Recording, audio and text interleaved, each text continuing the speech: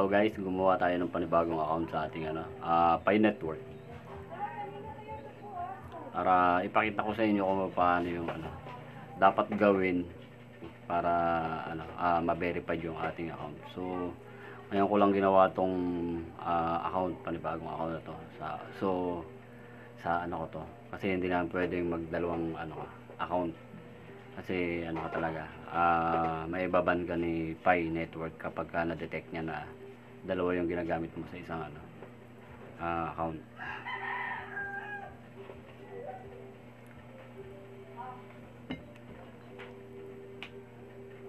So, ang kailangan mong gawin dito guys, sa mga hindi pa alam kung paano yung lalo't meron na ditong deadline sa KYC, no.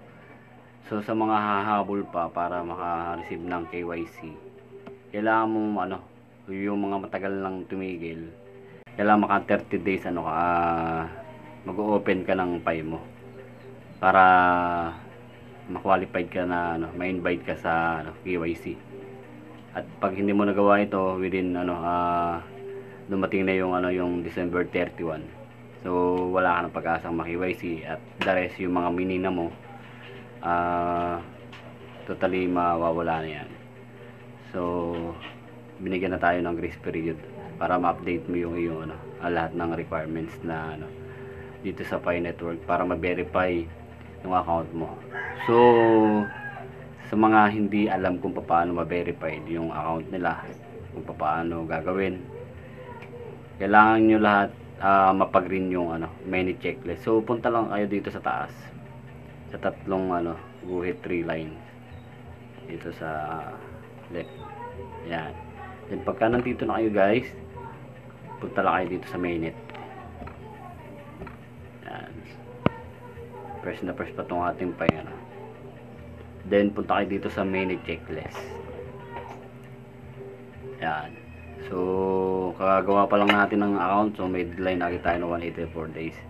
So ito yung nakikita natin, pero ito ang niyan hanggang December 31 na lang. So may pag-asa pa akong ma-KYC siguro kasi may 30 days pa lampas pa. So start natin dito sa pag-upload ng Pi browser. Kasi kailangan natin yan para mapag-green natin yung nasa na yan. Sige, dito na lang.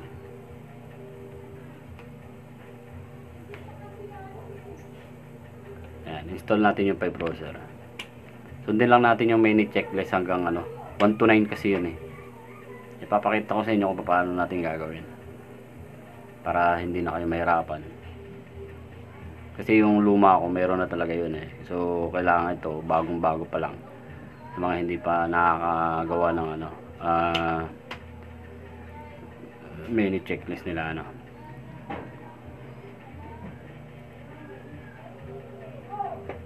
So install lang natin to guys, Pi browser.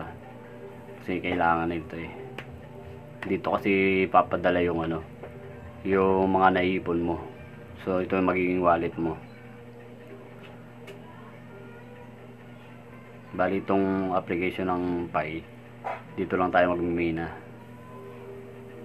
Then pagka tumagal na siguro yung panahon na ito yung magagamit natin, yung Pi browser.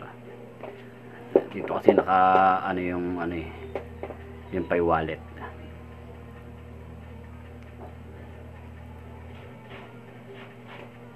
Medyo mabagal yung internet natin guys. Ayan, okay na. So open lang natin. Kapag lumabas na ito yung Pi wallet natin Pi browser, so gagawa tayo ng passphrase. So take note guys, kasi kailangan natin mag-ingat dito sa gagawin natin passphrase. Kasi ito yung magiging pinaka wallet nyo, key, yung pinaka susi nyo para mabuksan to, yung password nyo. Yan. Sa paggawa ng guys, click nyo lang to. Yan. Mag-generate tayo ng new wallet.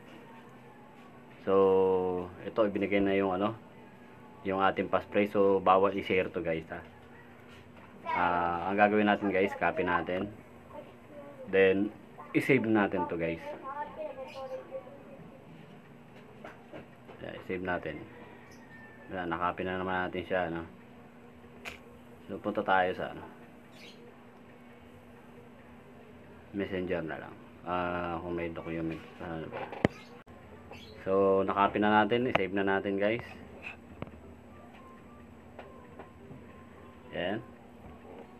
Then para mabuksan natin yung wallet natin, paste natin yung kaninang ginawa nating ano, passphrase.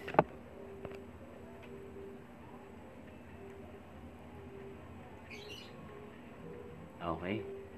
Andito na rin yung ano niya, wallet address.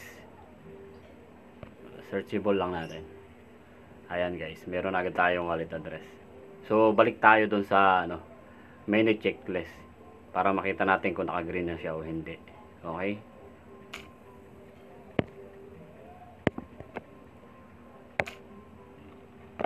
Back to tayo dito sa ano.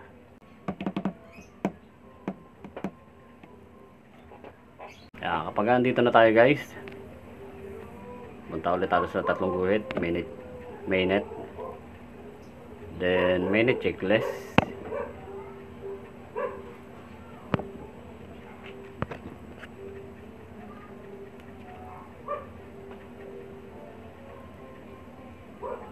Yun, ayun na, napag-green natin yung dalawa, 1 and 2. So dito sa number 3, confirm lang natin yung ating Pi wallet. So start lang natin. O, copy paste ulit natin yung ating yan.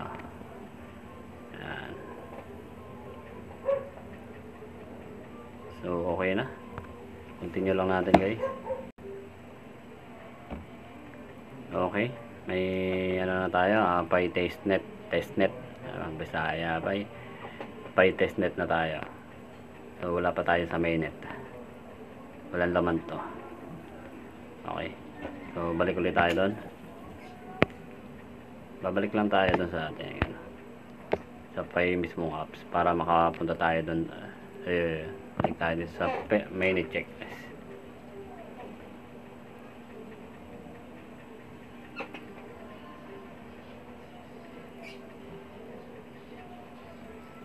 Yeah. Pagka andito na tayo guys, so confirm lang natin mag ano, lock up. Yan. Kahit wala tayong ipon, mag lock up tayo guys. Sagad na natin to. Walang problema kasi wala pa naman tayong ipon. Ayaw. Okay. Lock up. Success. 3 years, 100%. Okay, balik tayo. Okay. Oy, pasama na pala yung 1 to ano, 5. So itong acknowledge sign natin ano, no, yung para ma-receive natin token. So after 24 hours to bago mag-activate ulit. So ibig sabihin babalik tayo kinabukasan. Mga ganitong oras din para mapag-green pa rin natin siya kasi kailangan natin ano, within 24 hours. Ayan. Sa KYC wala pa. Ayan. Maki-KYC lang tayo kasi sila na bahala mag-invite sa'yo guys. Kung pwede ka na mag-KYC. Balik, try ka nga dito. Pagka gusto mo malaman kung pwede ka mag-KYC, punta ka dito sa KYC. So, wala pang invitation sa'yo. So, gawin mo na lang is magantay ka. So, ganun lang guys. Mapapag-green mo lahat yan. Once na nakapag-KYC ka na guys, so ito yung huling ano mo, gagawin mo. Pag na-approve na nila yung KYC, sila na bahala dito sa 7, 8, 9. Ayan. Once na nakapag-submit ka na ng KYC, sila na bahala dito sa 8 at saka 9. Then pagka napag-green mo na lahat yan, then doon pala mag-start na ano, na-verified ka na ni Pi Network. So yung mga namina mo is mapupunta doon sa Pi wallet mo. So yung ganun lang guys. So ingat lang tayo sa passphrase natin. Huwag natin i-share kahit kanino. At pwede natin i-share ay yung Pi wallet address. So see you guys. Ganun lang.